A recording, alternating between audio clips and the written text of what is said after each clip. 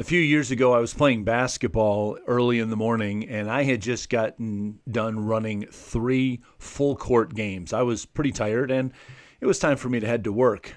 But as I was getting ready to leave the court, there was a young man who was home from college for a break, and he was just getting ready to come on the court and wanted me to stick around to play. And I said, I'm done. I need to get on with my day. And he made some comment about my age and that I wouldn't probably be able to keep up with him on the court. So I stopped and smiled and turned around and I said, I'll tell you what, I'll stay for one more game on one condition. You have to guard me in this game. And he agreed. And I scored all 15 points for my team, and we won. As I was walking off the court, without saying a word to this brash young man, I heard one of my teammates say to him, "You shouldn't make Craig angry." It's kind of nice, right, when somebody who is spouting off, somebody who's insulting a little bit, sort of gets what's coming to them. The last time we looked at one of the Selahs in the Psalms, we were looking at Psalm 75 that Asaph wrote, and he was writing about these boastful, wicked people who, in his words, literally say hallelujah to themselves or about themselves. They really just say, pat me on the back, I'm pretty special, and I made myself like this. And we're going to run into those people. Well, Asaph picks up that same scene in Psalm 76, the very next psalm, and he really talks about then how God responds to these arrogant, boastful people. But I need to back up to kind of set the stage for you before we look at Psalm 76. There was a king named Sennacherib, king of Assyria, and he was feeling pretty good about himself. He had defeated the Babylonians, he had defeated the Egyptians, and now he had turned his attention towards Judah and was marching on Judah.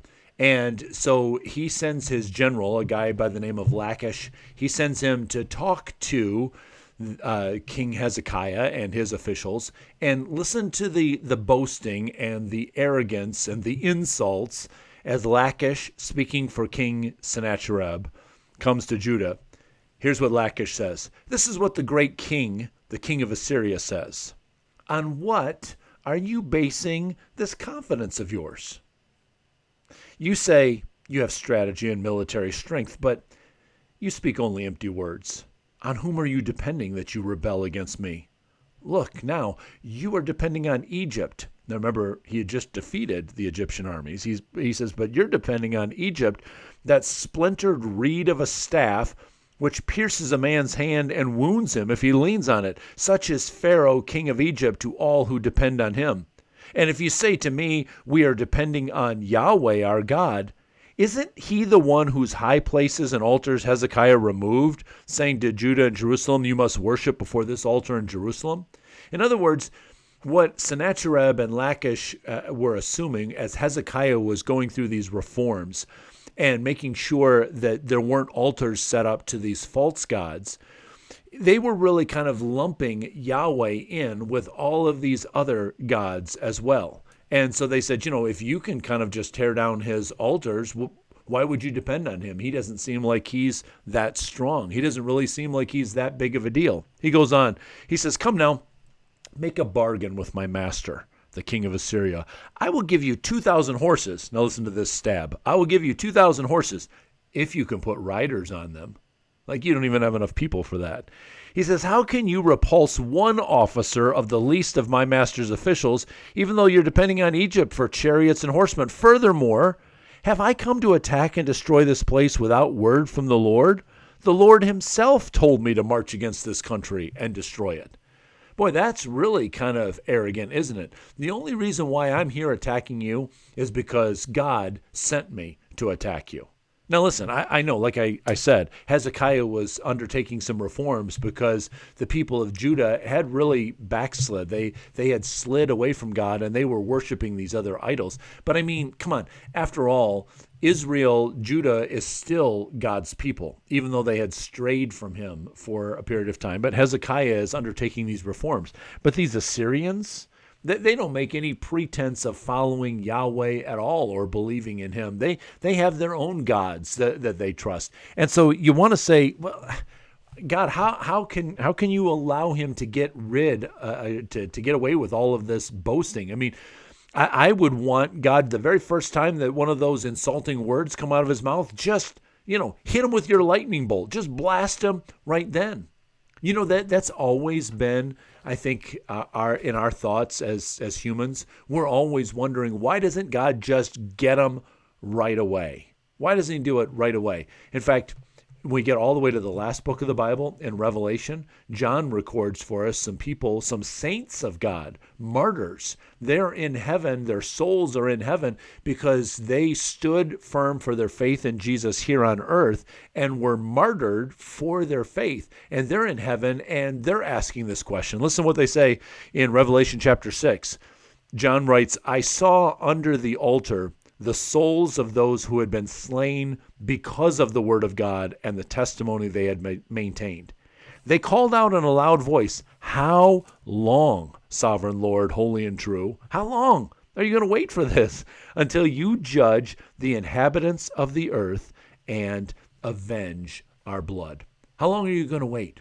Well, Psalm 76, most scholars believe Asaph wrote it after Sennacherib had been defeated, or his armies had been defeated. And make no mistake about it, God clearly is the one who did this. Hezekiah never marched out with his troops. During the night, while the Assyrian armies are camped outside of Jerusalem, God moves in and 185,000 Assyrian soldiers died in their sleep. And then Lachish, the general, is forced to really kind of turn with his tail between his legs and head back to King Sennacherib and the country of Assyria. They had to get out of there. So God clearly won this victory all by himself. He didn't need help from anybody to win this victory. And so then Asaph writes Psalm 76, and he calls on us to Selah, to pause twice in this psalm. 2 times we're to pause, and we're going to look at those. But let me just read the psalm for you. In Judah, God is known. His name is great in Israel. His tent is in Salem. That would be a shortened version of Jerusalem, Salem. His dwelling place in Zion. There he broke the flashing arrows, the shields and the swords, the weapons of war. Selah. Pause. Now he goes on. God, you are resplendent with light, more majestic than mountains rich with game. Valiant men lie plundered. They sleep their last sleep. Not one of the warriors can lift his hands. At your rebuke, O God of Jacob, both horse and chariot lie still. You alone are to be feared. Who can stand before you when you are angry? From heaven you pronounced judgment, and the land feared and was quiet. When you, O God, rose up to judge, to save all the afflicted of the land. Selah. Pause. Surely your wrath against men brings you praise, and the survivors of your wrath are restrained. Make your vows to the Lord your God and fulfill them. Let all the neighboring lands bring gifts to the one to be feared. He breaks the spirit of rulers. He is feared by the kings of the earth. This is the victory song that Asaph writes after Sennacherib's army and his arrogant boasts are really turned back on himself. Just like my teammate said, you shouldn't make Craig angry. This is really Asaph was saying, you shouldn't make God angry. You shouldn't build up his wrath that's going to be poured out on you. Now, this is an actual historical event. All of these stories in the Old Testament, these are historical people in historical places. They are actual things that happened.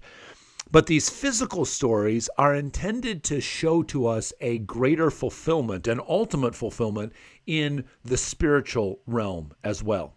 So just like Sennacherib marched against Israel and insulted Israel's God and tried to get, as he said to them, hey, look, who is it that you're depending on? Do you think that you can really get away with this? In fact, it's even God who sent me to bring this judgment on you. So you just, give up, stop depending on anybody else. Just cave in to the insults that I'm giving you.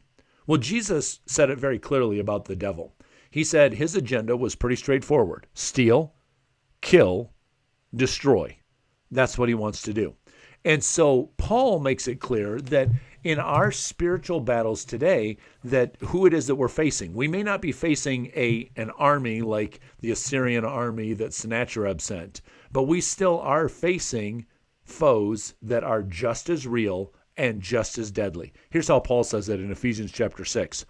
For our struggle is not against flesh and blood, but it's against the rulers, against the authorities, against the powers of this dark world, and against the spiritual forces of evil in the heavenly realms. We face an enemy no less real than Sennacherib. It's a spiritual battle that we're fighting. Now, the devil is always looking for an opportunity to pounce. Peter describes him as a lion that prowls around. He's looking for an opening. Where can he jump in? Now, when Jesus was on earth, there was a couple of times that the devil thought that he would be able to pounce. He thought that he saw an opening. One time was after Jesus had been fasting for 40 days, and he was physically hungry, and the devil thought he had an opportunity there. There was another time when Jesus was speaking to some religious leaders, and he had shared some things that were rather pointed at those spiritual leaders, and he thought, maybe I've got an opportunity here because maybe Jesus will water down his message, maybe he'll compromise a little bit. And ultimately, the devil thought that he had Jesus when he was nailed to the cross, and he said, well, there he is hanging from a cross. He's helpless now. Now I can really attack him. Well, let me share with you those last two incidents. I especially want to key in on a word there that stands out. So in Luke chapter 16, Jesus is speaking, and here's what he says. No one can serve two masters.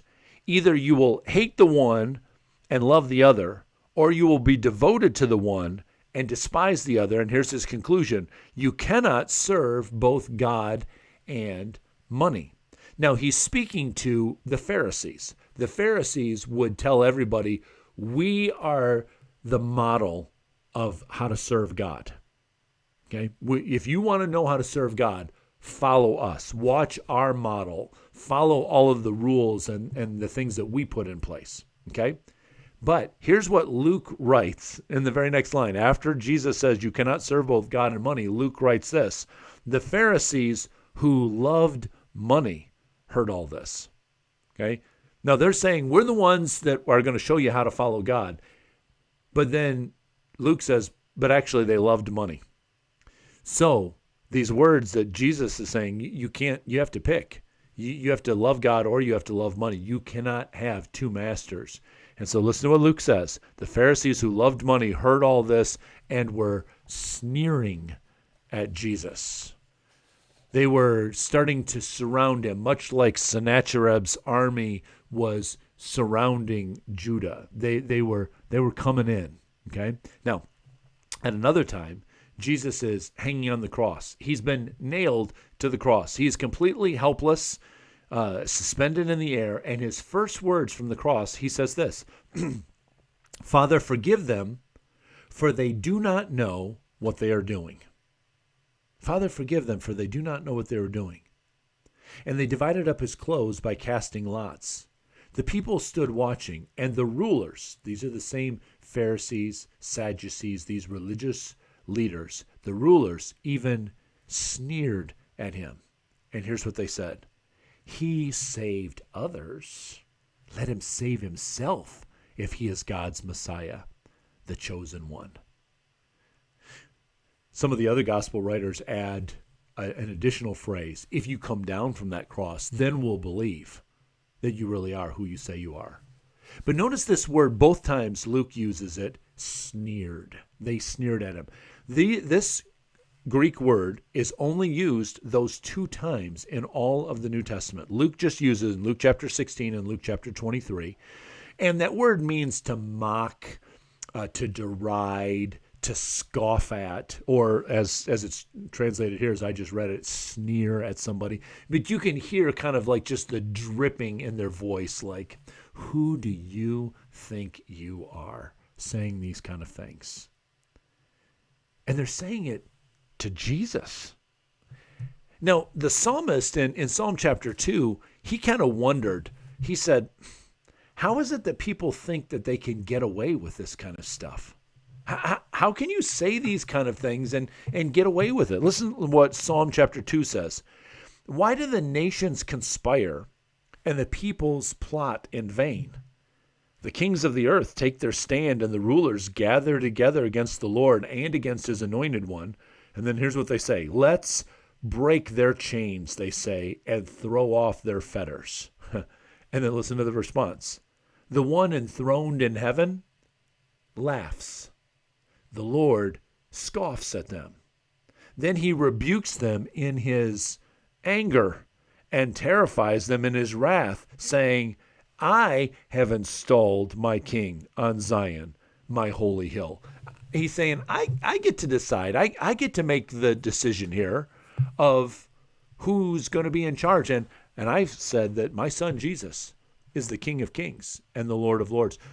Who do you think you are, sneering, mocking, deriding, scoffing at him? Do you think that you can change my plan one iota? Now, I said to you that Luke is the only one that uses that Greek word just those 2 times in the New Testament. There were some scholars that took the Old Testament that was originally written in Hebrew and they translated it into Greek so that it could get a wider reading in that Greco-Roman world. And so that Greek translation of the Hebrew Old Testament is called the Septuagint. In the Septuagint, that same word that Luke uses for the people sneering at Jesus, they use in 2 Kings for God speaking to Sennacherib. Listen to this. Then Isaiah, son of Amoz, sent a message to King Hezekiah. This is what Yahweh, the God of Israel, says. I have heard your prayer concerning Sennacherib, king of Assyria. And this is the word Yahweh has spoken against him. The virgin daughter of Zion despises you and mocks you. That's where that Greek word for sneer comes in. Despises you and mocks you. The daughter of Jerusalem tosses her head as you flee. Who is it you have insulted and blasphemed? Against whom have you raised your voice and lifted your eyes in pride? In other words, is it just humans that you think that you're speaking against?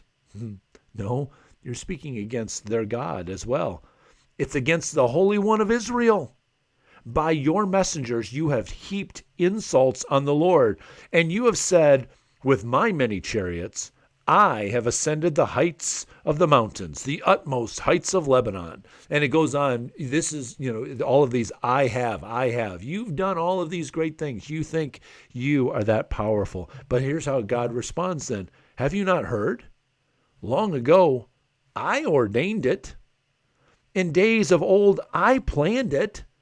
And now I brought it to pass that you have turned fortified cities into piles of stone.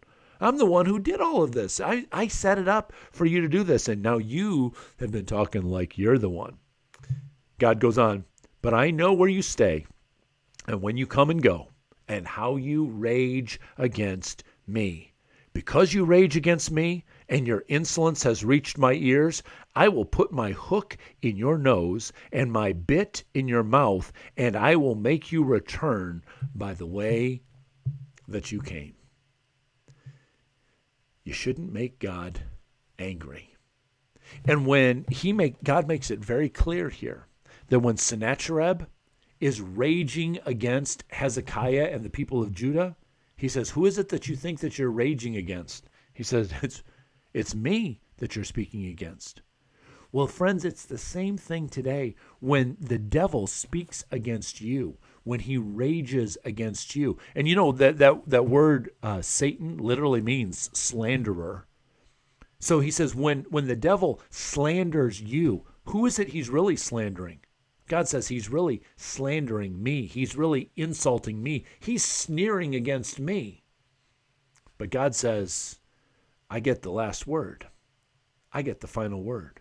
Now back in Revelation, where these saints said, God, how long? How long do we have to wait until this is finally going to be made right? John goes on to say, each of them was given a white robe, and they were told to wait a little longer until the number of their fellow servants and brothers who were to be killed as they had been was completed. And then listen to this. Then the kings of the earth, the princes, the generals, the rich, the mighty, and every slave and every free man hid in caves among the rocks of the mountains. They called to the mountains and the rocks, fall on us, hide us from the face of him who sits on the throne and from the wrath of the Lamb. For the great day of their wrath has come, and who can stand? Who can stand? Listen, friends, when the enemy comes against us, when he sneers at you, when he derides you and mocks you and insults you and slanders you, listen to me very carefully. Don't turn to try to face him. We don't defeat the enemy of our souls by facing our enemy. We defeat him by turning and facing our King. We turn our face to our King, away from the enemy and to the King. That's what the psalmist said. That's what Asaph writes for us. And that's why these pauses are here in Psalm 76. You know, as he starts off, God, your name is known and your name is great. And then he says, make vows to the Lord your God and fulfill them. Well, how do we do that? Well, we do that by, in these moments when we remember God's past victory and we Selah to turn our eyes to God, turn our thoughts to God, not to the enemy that was defeated. It's the same thing when the enemies are rising up all around us and they're sneering and mocking and deriding and slandering. We don't turn to face them. We Selah, we pause, and we turn our eyes to the King. In fact, this is what the book of Revelation says about how we defeat the enemy, not by turning to face him, but by turning to face our King. Then I heard a loud voice in heaven say, now have come the salvation and the power and the kingdom of our God and the authority of his Messiah. For the accuser of our brothers and sisters who accuses them before our God day and night has been hurled down. They triumphed over him by the blood of the Lamb and by the word of their testimony. They did not love their lives so much as to shrink from death. These guys did not turn to face the slanderer of their souls, the accuser of the brothers and sisters. They turned to face the King, and they said, we overcame him by the blood of the Lamb. We didn't have anything to do with that. Jesus voluntarily shed his blood. And by the word of our testimony, by the blood of the Lamb and by the word of our testimony. Well, that's what Psalm 76 is all about, is the word of our testimony. We're called twice in this short psalm to Selah, to turn our eyes away from the one who's insulting us and to turn and face our King. So friends, I put together it's such a short list. It's not even, doesn't even begin to scratch the surface. But this is our reminder that Yahweh is Alpha. He is known and renowned, invincible, majestic, awesome, holy. He is the final judge, irrefutable, glorious, omniscient, omnipotent, unrivaled, undefeated. He is the King of kings, the Lord of lords, the sovereign ruler, Omega, and the decisive word. We defeat our enemy not by turning to face our enemy, but by turning our back on our enemy and facing our King. Let him deal with the situation. You shouldn't make God angry. And that's what the enemy is doing. When he insults you, he's not really insulting you. When he sneers at you, he's not really sneering at you. Those insults, those sneers, that blasphemy is going right past you, and it's going to the one who made you, the one who shed his blood to save you and reconcile you and bring you into his family. He is the one that is being insulted. So don't turn and try to respond to the enemy yourself. You turn and respond to the King and say, we'll overcome the enemy by the blood of the Lamb and by the word of our testimony. As Asaph said, make vows to the Lord your God and fulfill them. How do we do that? How do we do that? We say, I make a vow. I'm not going to look at the enemy. I'm going to look at my King, and I'm going to give him all the praise that's due his name.